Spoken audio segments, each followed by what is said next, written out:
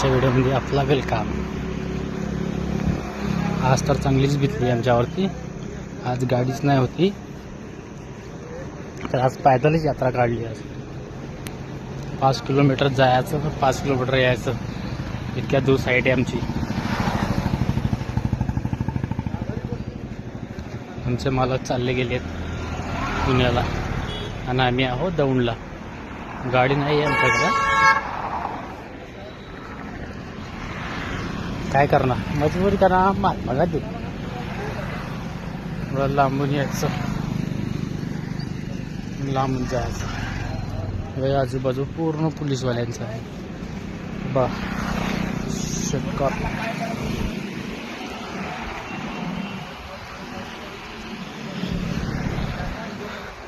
चालत चालत हालत खराब झाली राव.